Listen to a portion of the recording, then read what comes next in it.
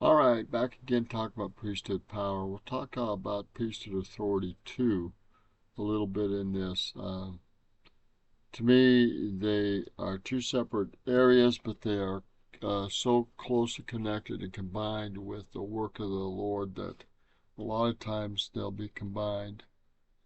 So, this is a April 2024 General Conference. Again, it's Miracles, Angels, and Priesthood Power. I want to point out here, this is by Bowen, Shane M. Bowen, 70,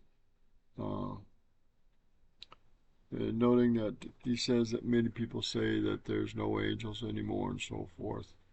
Uh, but the heavens are opened, that angels are fictional, etc., etc. But he talks about when Christ was here on earth, he gave priesthood keys to his chief apostle Peter, and that's referenced. Uh, Matthew 16, 17 through 19. Blessed art thou, Simon Bar-Jonah, for flesh and blood have not revealed these things unto thee, but the Father which is in heaven, etc. Gates of hell shall not prevail against thee, so forth. Whatever thou hast loosed in heaven will be loosed on earth, etc. These are priesthood keys and powers.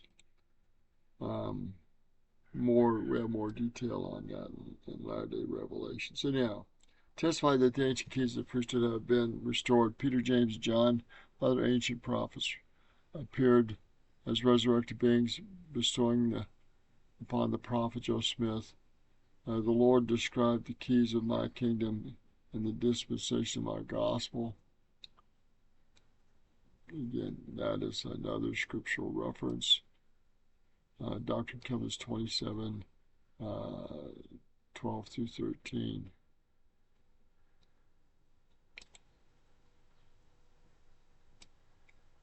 I know we're not showing that full side there. I'm not going to move that every time.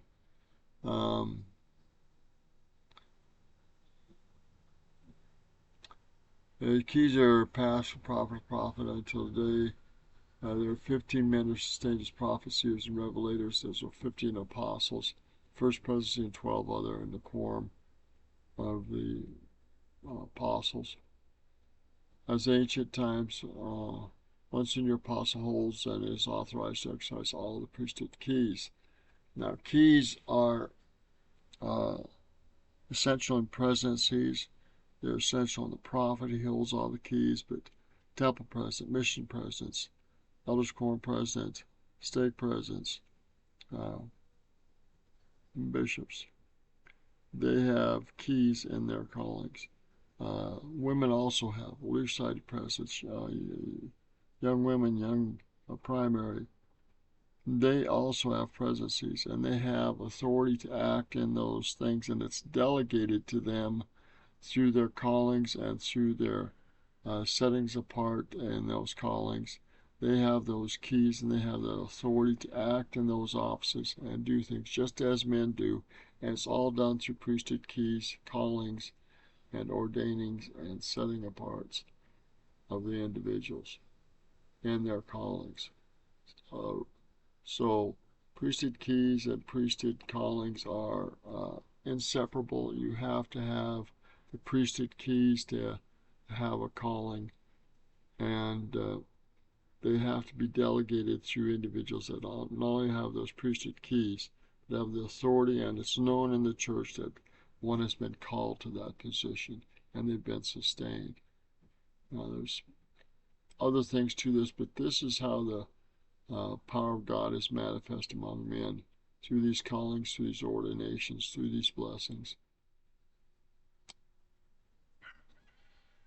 So President Russell M. Nelson is the proper president of the church, and he has all the keys this time, but he delegates those to individuals throughout the church.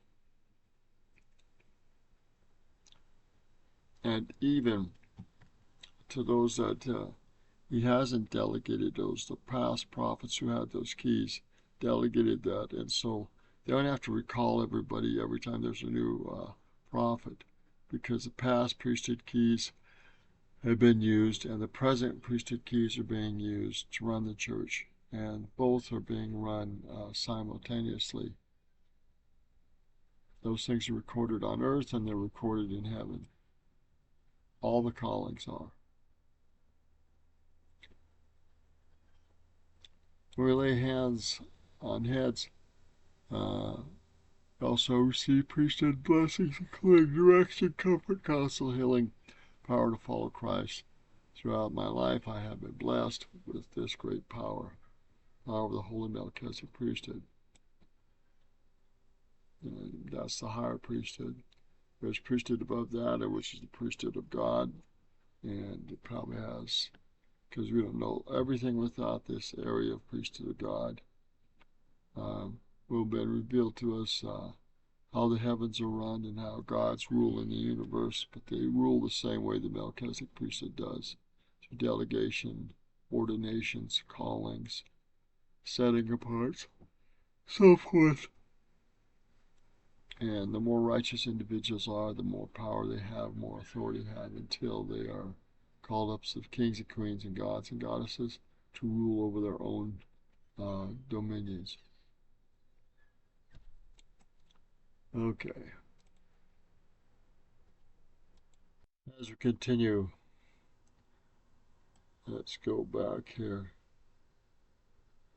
While serving as a missionary in Chile, my companion and I were arrested and separated. We were never told why. It was a time of great political upheaval. Thousands of people were taken to custody by the military police and never heard from again. After being interrogated, I sat alone in the jail cell, not knowing if I would ever see my loved ones again. I turned to my Heavenly Father, fervently pleading, Father, I have always taught that Thou watchest over the missionaries. Please, Father, I am nothing special, but I have been obedient and I need Thy help tonight. So notice the humility there, notice the faith, and then it goes on. The seeds of this help were planted many years earlier. After my baptism, I was confirmed a member of the church and given the gift of the Holy Ghost. As I prayed alone behind bars, the Holy Ghost immediately came to me and comforted me and brought to my mind a very special passage from my patriarchal blessing, which is another blessing of the priesthood. So notice that the gift of the Holy Ghost is talking to him, he's praying in humility and faith, and he's also brought a passage from his patriarchal blessing, which is another good blessing of the priesthood. In it, God promised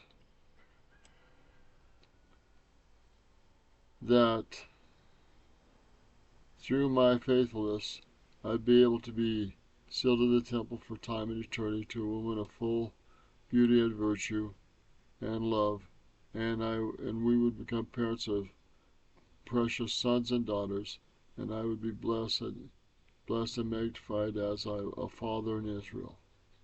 So that's interesting. These words inspired me about my future, filled my soul with peace, and I knew that I came from a loving Heavenly Father who always kept His promises. At that moment, I had the assurance that I would be released and live to see these promises fulfilled. So we're going to leave it here, and I'll let you have reference to this talk. Miracles, Angels, and the Priesthood Power, April 2024 General Conference. And this is by a 70. The man's name is Elder Shane M. Bowen of the 70. Okay? And again, it is Miracles, Angels, and Priesthood Power. I recommend it for reading. This shows the power of the priesthood, the power of faith, the power of patriarchal blessings, the power of revelation, the power of faithfulness, and the power of humility and diligence to not only communicate with Heavenly Father in difficult times, but to receive revelation and comfort and assurance that as we are true and faithful, these blessings, these promises will be fulfilled.